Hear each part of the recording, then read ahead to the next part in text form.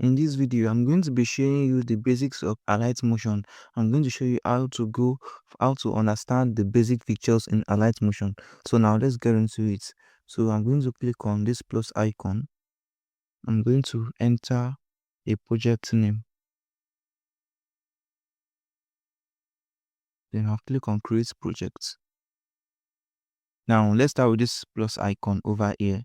Now this plus icon is just the main menu. You understand? So these are the shapes you can click. You can just start on any project by clicking on this. So let me click on this square. Okay, I can choose to adjust the size of this shape with this, or I can come over here to adjust the size whichever way I want. So let's go back to this plus. Now we have media. You can either choose from your gallery, screen record, or like camera, just anyone. Then you can select what you want to create from. Let's say I want to add, okay, let me add this. You can just import any stuff you want from your gallery or any other stuff you've done before. Let me delete this one. Okay. Still on the plus icon, you can also import audio. If you have audio in your library, you can import from here. And you can come to these objects. These objects, we have camera, we have null, empty group, and elements projects. We'll be coming back to this. Let's first figure this out. We have templates. These are stuffs like transitions and pre-made assets that you can save for next use. So we have freehand drawing. This one, let's say you want to draw stuff like this, though I don't really use this one. This one is best for you if you make logo. If your job is a logo designing stuff, it will be very helpful for you. The next one here, vector drawing. I usually use this one very well. Let's say you want to draw shapes. Let me tap it again. Vector drawing. You use this panel here to control it. Let me tap on it here. Now it has already started. Now let me start drawing. Let's say I want to create an angle. I'll tap on this place. I can change direction. You understand? I can tap on it again. You can see it's already forming shape. You understand? So that's how it is. So we also have this text layer over here. Now I can just type anything I want.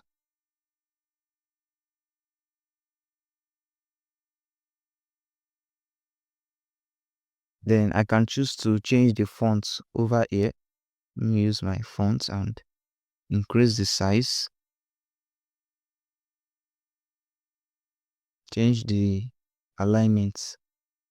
Then maybe the color, I'll put it in white. I can increase the size a little bit. Yeah, and I can use my finger to adjust it. So that's the use of that. What else? Okay, now let's say I tap on this shape. How do I use this one? This one here is speed. It may not work for this. It may not be effective for this, but let's say it's a video. You can just use this to adjust the speed of the video. This one over here, you can use it to adjust the speed. If it is too fast, you can make it slow or just increase it. And what else? We have this one over here is used for trimming to the left. Let's say I want this triangle, this shape to start from 0.11 frame. From the 11th frame, I'm going to click on this place. As you can see, this is 0 from, then it starts from the 11th frame, as you can see, to the end. So let's say I want to trim it at 1 second. I'll just use this one over here to trim it to the right, as you can see. And this middle one here, let's say I want to split it into two. I'm not deleting it forever. I just want to like split it. Maybe I want to add a separate effect to the other part. I'll just use this middle one here, as you can see. it has been splitted. So I can add a separate parts, a separate effect for this one, and it will not affect the one at the left. So yes, if you, let's say you have something like this, you can see we have this kind of, should I call it an arrow with a line at the front. So it means to stretch. Let me tap on it. You can see that the layer has been expanded. It has been stretched to the what? To the right. Let's say I'm at this place. I'm not on the layer. You can see I can also stretch to the right. Okay. What else? And this one, that's looks like an arrow. If you tap on it, it's going to move the layer, as you can see. Let me bring it. If I want to move it, I'm not stretching this time. I want to move the entire layer. So it's going to move to the right, as you can see. But this one is for stretching. You understand? Right? This one is for what? Is for moving. If you come to the front, you see that it's no more starting from the zero from zero. You understand? So that's the use. Now we have color. I can choose to change the color to, let's say, red. Is this even the shape? So let's say I want to change the color of this shape. I'll come to this color and fill. Then I'm going to tap on the color I want. You can choose any color you want over here. You can also add keyframe. That's the beauty of Alight Motion. That's one of the advantage. Most of all these features have keyframe. Let's say it's in purple and I want it to switch to white or any other color along the line. I'm going to tap on this keyframe. This is where I want the effects to start. That is the meaning. Now the second keyframe is where I want the effects to be applied. Now this second keyframe at 15 seconds, I want this to change to green. Now tap on green, as you can see. So from this place to the first keyframe, it will be at purple. Then once it touch this first keyframe, it will start changing. It will start changing. Then the second keyframe is going to be fully applied. So that is one of the beauty of Alight Motion. Under this color, we have gradients as well. This is color. So this other layer is gradients. So this gradient now is from, let's say, up to down, or yes, let's see, up to down, left from right, or edge. Why this one is circular? This one here is circular. It will be very effective if I had used a circle shape. Okay, it's still showing here. As you can see, the gradient is somehow circular. It's somehow circular. So I can change the color of this black. Let me use it as red. Why this white over here?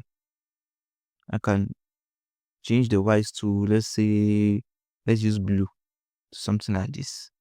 Yes, or even black. So that's how gradients work. And you can import a shape and just to not give it any color and come to this place. You can see it's now transparent. So under this gradient, sorry, you can choose this type of gradient color where it will just split everything for you. This last one here, as you can see. So this one will just split it for you. It's going to be straight. It's going to be straight. It's not going to blend, as you can see. So that's that for color. So another feature we have here is the blending and opacity. So you can reduce the opacity of your layer and also add keyframes as well. Let me add keyframe to this at 24th frame. Then at this point, disappear. Okay, now let me play it. Can you see that? So that is it. There are different type of opacity. You can just play around for anyone that suits the project you are doing. I mostly use lighting. Maybe I want to highlight a stuff with that has two different colors on their self. You can just play around and use lightings. Under lighting, we have different. Under contrast, we have lots of options. So you can play around that yourself. Then we have move and transform. This is the let me say the official side, the official section to move any shape. Like instead of you pinching it with your hand, that may not give you the accurate, or that may not give you the slightest movement. Use this panel over here to move it. As you can see, if you use this panel, it's going to be giving you rulers which will make your movement even calculated. Understand? So we have the X, Y, and Z axis. So on my previous video, on my next videos, I'm going to be making a detailed tutorial on Z axis, because it's not that easy as it may seem. But let me just brief it. You can use this Z axis to send the objects to the back, you understand, and this down to move it forward, you understand. So let me just keep it at 0. So X and Y axis is used for moving it to the left and right, up and down. So this one over here is rotate. You can use it to rotate the shape. And mind you, any movement you are doing here, you can animate it. Let's say this is around 180 degree. 180 degree. I can add a keyframe at the beginning and say at the first second, at 1 second, I want it to reverse or rotate to twice. Then let's play it and see. You can see that. And to make the movement even smoother, you can add keyframes. This is where you can add keyframe graph to make the animation smoother, and this is the section you use in adding the keyframe graphs. So there are different type of graphs. You can use this, you can use this, you can use this. So going forward, I will make a detailed video on keyframes on its own, because there are lots of keyframes. We even have bouncing keyframes like these ones. We have bouncing keyframes. Let me show you. You can see this one is very okay. Maybe I'm doing something that is big, that is scaling to, that is from big, that is scaling up. You are going to see the effect of the bouncy keyframe. Okay, so let me reset it. Let's say this movement now, I want to undo it. Instead of me of tapping back, this is undo, this is redo, this is undo, this is redo. But instead of me of doing that, maybe I've already make other effects that I want to retain, and I don't want to undo all those effects. I will just undo the effect, this rotating effects, by clicking on these 3 dots over here. Then I'll click on reset rotation. Now you can see that the keyframe has been removed for the rotation. Now let's say I want to add a keyframe. I want to animate the movements. I'll come here, add a plus. I'll add a keyframe at the first frame. Then I'll come to the first 1.1 second, add another keyframe. Now let me remove the opacity stuff I did so we can see it clearly, and the colors as well. So let's use it as color red so we can see what I'm doing. Okay, so now I'm going to scale this. I'm going to move it, I'm going to move it below like this. You can see. So at the first keyframe is here, and the second keyframe I want it down, so it's following the instruction. So now I'm going to make it smoother by adding keyframe graphs. So I'm going to come to this section. I can choose to add something like this. For most of the animation, it should be something like this. I think this is called easing, or I think this is called easing. This stuff, something like this is called easing. Let's check it. Let me even rotate this stuff. I want it to come inside, not go outside. So instead of me resetting everything, I can just come here to alternate the keyframes. Can you see what I did?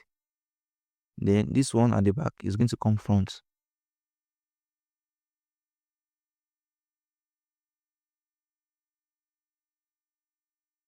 Do you see what I did?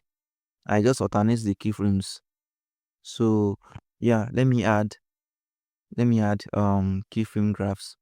So yeah, as I was saying, it's either this is called easing or this. I don't really remember the name right now, but One of them is called ease in and ease out. So these are most of the keyframes you'll be using for animations. And I mostly use something like this.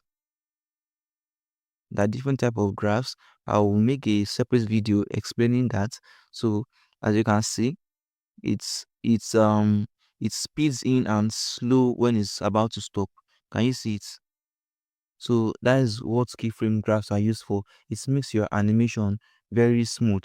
So after movements we have rotation. We've talked about that.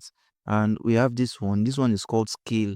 You can use this to increase the size, as you can see, and you can also animate it as well. Let's say this at this point I want it to be big here. I want it to be smaller here. I want it to be very big here. So let me play it so you can see. You can see that. And you can add keyframe between all of them. You can add keyframes here. You can add keyframes here. So you can see. So there are a lot of things you can do. Just understand how all these stuffs work.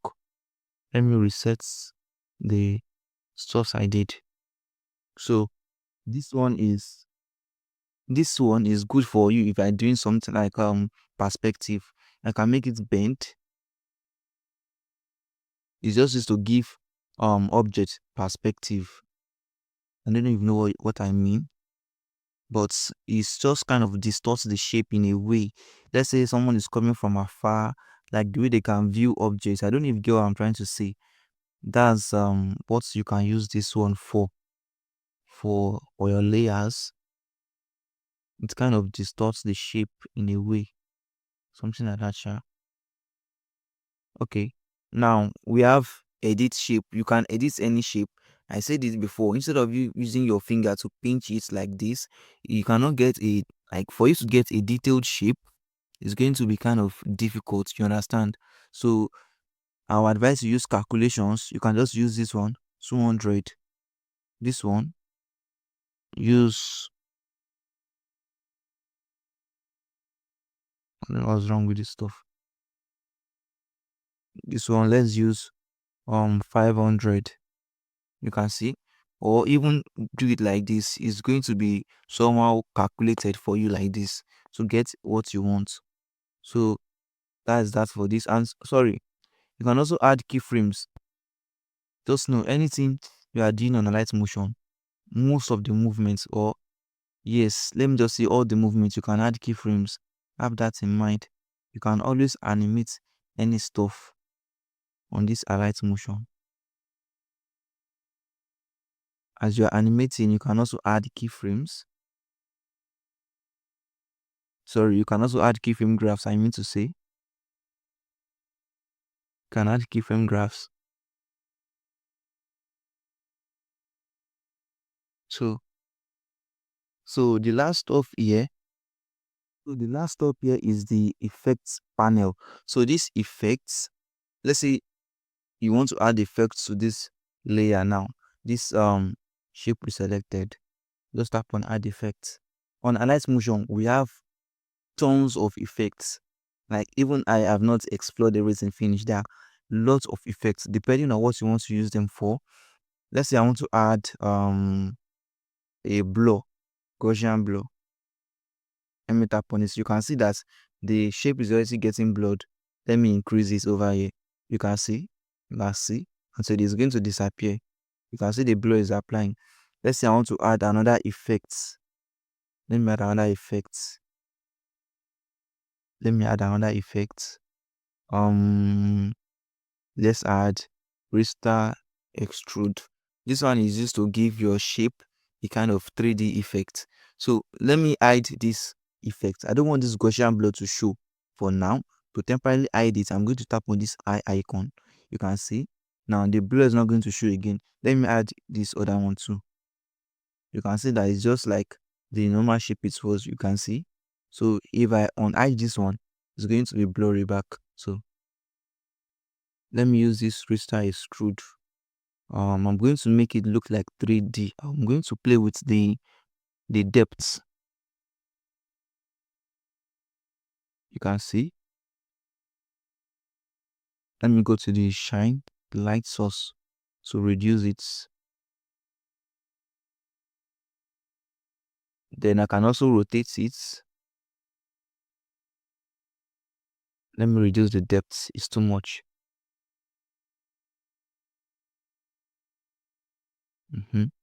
You can see. Now let me play with the rotation. You can see.